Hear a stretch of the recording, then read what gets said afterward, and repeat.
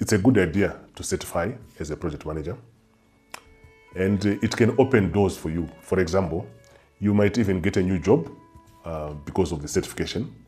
You might even get increment because of the certification, or you might even get a better salary because of the certification. So you have decided that you want to become a project management professional, normally abbreviated as PMP. And you're actually wondering, how are you supposed to start?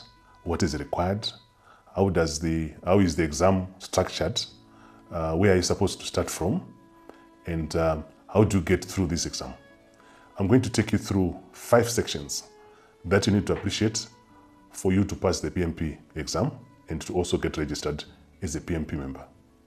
So let's get started. So, hello and welcome to my channel.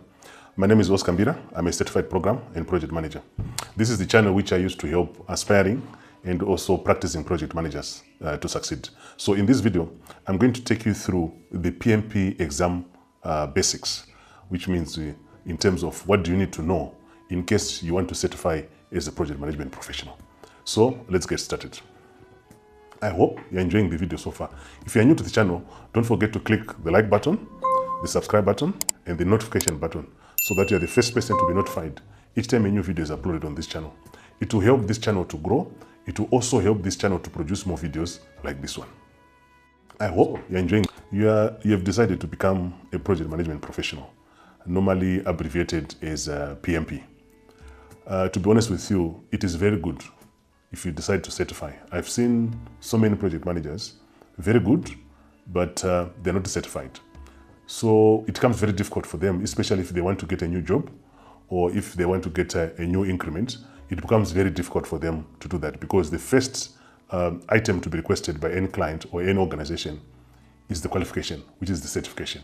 You might have some other academic qualifications, but as long as you don't have anything that is very, very specific to project management, you might find it very difficult to get some. So it is advisable. I've gone through it my process. It is advisable. I've gone through it as a process that although you might have some experience, also try to get some certification. So it is advisable that even if you have been practicing as a project manager, you also get certification in terms of project management. So there are so many of them. For example, you might get the PMP, you might get the Prince 2. There are so many of them. You choose. But in this particular video, I'm going to take you through the PMP certification process. So there are quite a number of considerations for you to understand what actually PMP exam requires. So the first consideration is you must have 35 hours of project management training, or you want to call it a course, it's the same thing. But it must be 35 hours. That is one of the conditions that you must adhere to. So you might be asking, Oscar, how do I get these 35 hours? So there are quite a number of project management or PMI examination providers that you can register with. PMI is just for Project Management Institute examination providers that you can register with, and then they will take you through the course. At the end of the course, most of them, they allow you to sit for an exam. And once you pass this particular exam, you get a certificate that you have completed your 35-hour project management course or education.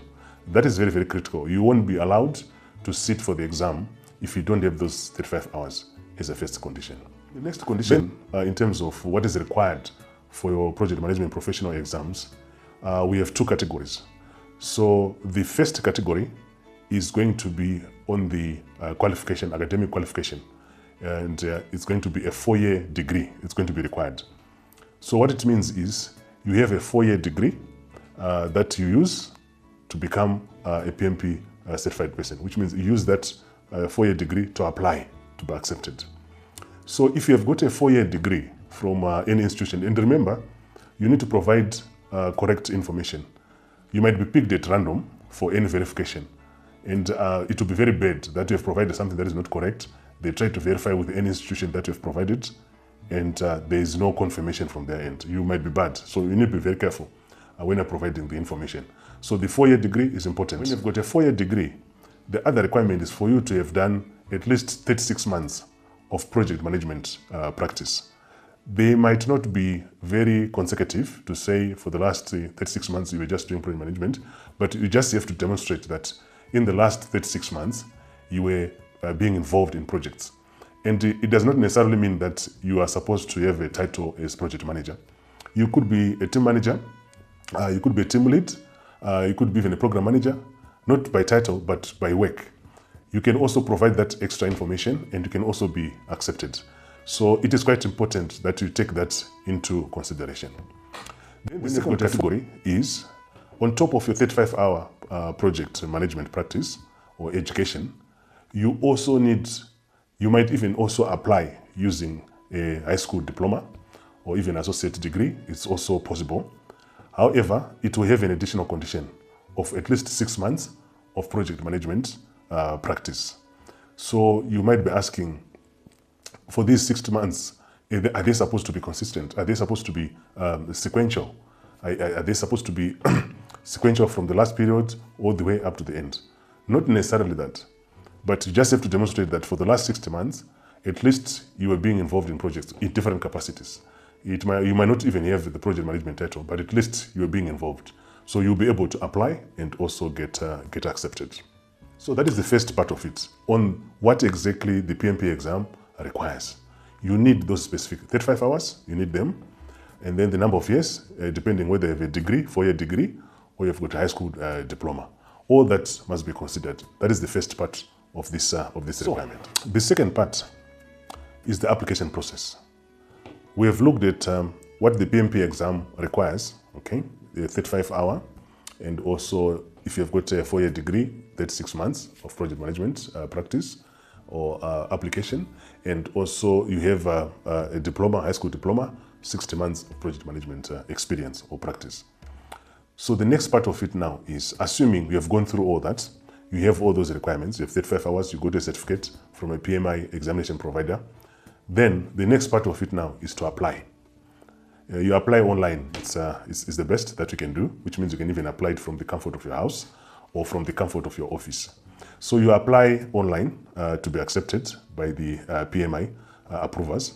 Then after the application, normally you wait for about 3 to 4 business working days to get approval. The assumption here is everything is in place and your approval is done within 3 to 5 days, business days, okay? Once your approval is done, the next part of the application is now to register for the examination. So when you register for examination, you actually have two options to register.